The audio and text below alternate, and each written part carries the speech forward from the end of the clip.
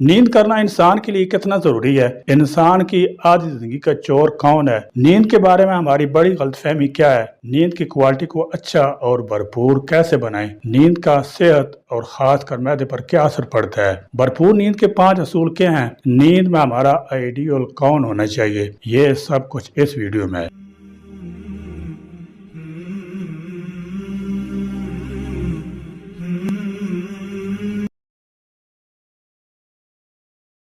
نحمدہ ونصلی علی رسولہ الکریم۔ یہ بات درست نہیں کہ روزانہ 8 گھنٹے سونا ضروری ہے۔ عام طور پر ہمیں باور کروایا جاتا ہے کہ باقاعدگی سے 8 گھنٹے نیند کرنا انسان کے لیے ضروری ہے۔ اس صورت میں آپ بہتر اور زیادہ کام کرتے ہیں اور کامیاب ٹھہرتے ہیں۔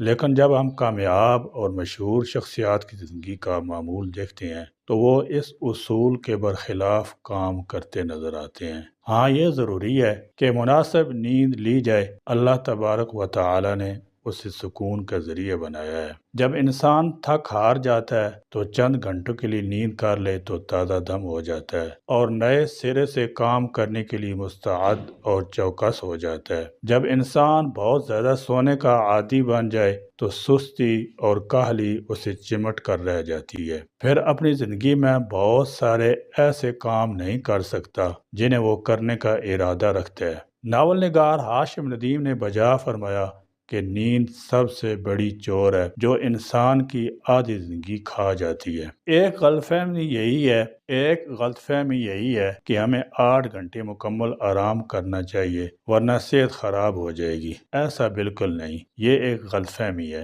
اس کو نکال کر دماغ سے باہر کرنا چاہیے، کیونکہ آج تمام ڈاکٹر بھی اس بات کو مانتے ہیں کہ اگر نیند بہتر ہو تو 4 گھنٹے کی بھی بہت ہے۔ نیند کا معیار بہتر ہونا ضروری ہے، مقدار زیادہ حیثیت نہیں رکھتی۔ آپ نے متعدد بار دیکھا ہوگا کہ آپ 8-9 گھنٹے سوئے پھر بھی سستی، کاہلی، نقاہت باقی رہی اور مزید سونے کو جی چاہے، تھکاوٹ محسوس ہو۔ متعدد بار ایسا بھی ہوا ہوگا کہ 2-4 گھنٹے سوئے لیکن جب بیدار ہوئے تو انتہائی حشاش بشاش، چاق و چوبند۔ ایسا اس وقت ہوتا ہے جب آپ نے بھرپور نیند کی ہو، نیند کی کوالٹی اچھی ہو۔ صحابہ کرام رضی اللہ تعالی عنہم اور ہماری نیند میں یہی فرق ہے۔ ان کی نیند کم مگر بھرپور ہوا کرتی تھی، جبکہ ہماری نیند زیادہ ہے مگر بھرپور نہیں ہوتی، نیند کی کوالٹی اچھی نہیں ہوتی۔ اسی وجہ سے ہم پریشان اور سست رہتے ہیں۔ آپ اتنا ہی سوئیں جتنی آپ کو ضرورت ہے، اور ہر شخص کی ضرورت اللہ تبارک و تعالی نے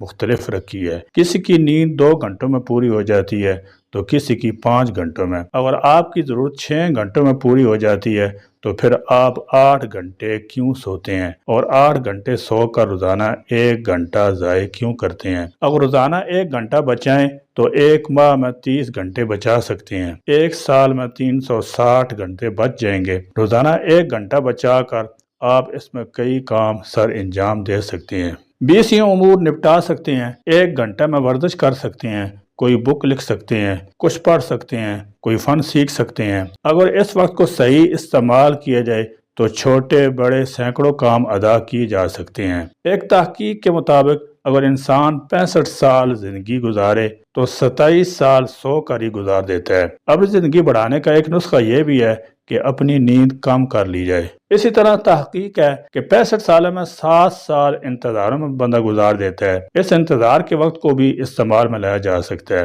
وقت بے وقت کی نیند سے انسان کی صحت اور خاص کر معدے پر بہت ہی برا اثر پڑتا ہے۔ ہمارے ایک دوست ایک عرصے سے معدے کی تکلیف میں مبتلا تھے، بہت علاج کروایا گیا، ڈاکٹر اور حکیم سب کو آزما لیا، لیکن معدہ تھا کہ ٹھیک ہونے کا نام ہی نہیں لے رہا تھا۔ ایک ہمدرد ڈاکٹر نے بتایا کہ معدے کا نیند کے ساتھ انتہائی گہرا تعلق ہے۔ اگر تم اپنی سونے کی ترتیب اور روٹین صحیح کر لو، نیند بہتر کر لو تو تمہارا معدہ بھی بہتر ہو سکتا ہے۔ جب انہوں نے اپنے سونے کی عادت درست کی تو چند ہی دنوں میں معدہ بھی درست ہو گیا، سارا غم دور ہو گیا۔ یہ بات درست ہے کہ جس شخص کی رات منظم نہیں اس کا دن بھی منظم نہیں ہو سکتا۔ اب سوال یہ ہے کہ نیند کم اور اس کا معیار بہتر کیسے ہو سکتا ہے؟ کم وقت میں بھرپور نیند کیسے لی جا سکتی ہے؟ اپنی راتوں کو کیسے منظم کیا جا سکتا ہے؟ صبح کی برکات سے کیسے مستفید ہوا جا سکتا ہے؟ صبح کی نیند کو کیسے قربان کیا جا سکتا ہے؟ رات کی نیند کو کم کیسے کیا جا سکتا ہے؟ اپنی سابقہ روٹین کو کیسے تبدیل کیا جا سکتا ہے؟ تو میرے بھائیوں، اس کے 5 چھوٹے اصول ہیں، ان پر عمل پیرا ہو کر ان پیچیدہ مسائل پر قابو پایا جا سکتا ہے۔ پہلی بات یہ ہے کہ آپ رات کو جلدی سونے کی عادت ڈال لیں۔ عشاء کے بعد جلد از جلد سو جائیں، 9 سے 10 بجے کے دوران سو جائیں، سب کام بھول کر اور سوشل میڈیا سے کنارہ کشی کر کے سو جائیں۔ دوسری بات یہ ہے کہ نیند کو بگاڑنے اور خراب کرنے والی اشیاء سے پرہیز کریں۔ مثال کے طور پر منشیات، مسکرات، چائے، کافی، قہوہ، سگریٹ وغیرہ کو بالکل یہ چھوڑ دیں، ان سے نیند میں خلل واقع ہوتا ہے۔ اب تو اس کو سائنس بھی مان چکی ہے۔ تیسری بات یہ ہے کہ آدھے دن کے بعد دن کو آدھا گھنٹے کا قیلولہ لازم کر لیں۔ نیند آئے یا نہ آئے، آرام اور قیلولہ کی نیت سے لیٹ جائیں۔ چوتھی بات یہ ہے کہ صبح سویرے اٹھنے کا اہتمام کریں۔ بہر صورت صبح 4 یا 5 بجے اٹھ جائیں اور پھر نماز فجر کے بعد نہ سوئیں، بلکہ اس وقت کام کریں۔ کام کرنے کا یہ بہترین اور سب سے اچھا وقت ہے۔ پانچویں بات یہ ہے کہ اپنے 24 گھنٹوں کے اوقات کو منظم کریں، خود بھی منظم ہوں اور اپنے بیوی بچوں اور ماتحت عملے اور افراد کو بھی منظم کریں۔ 24 گھنٹوں کی ترتیب بنائیں اور پھر اسی کے مطابق عمل کرنے کی پوری کوشش کریں۔ آخری بات یہ ہے کہ آپ صلی اللہ تعالی علیہ وسلم کے اسوہ حسنہ کو مشعل راہ بنائیں۔ آپ صلی اللہ تعالی علیہ وسلم کو اپنا آئیڈیل اور رول ماڈل بنا کر اس پر عمل کرنے کی پوری کوشش کریں۔ دیکھیں، جب قرآن و سنت اور آپ صلی اللہ تعالی علیہ وسلم کا عمل، صحابہ کرام کا تعامل، حضرات اکابرین کا معمول تھا کہ وہ رات کو جلدی سوتے اور صبح سویرے اٹھتے تھے، دن کو قیلولہ کرتے تھے، اپنے اوقات کو ضائع نہیں کرتے تھے، ایک ایک لمحے کو نعمت خداوندی سمجھ کر خرچ کرتے تھے، تو ہمیں بھی ایسا ہی کرنا چاہیے۔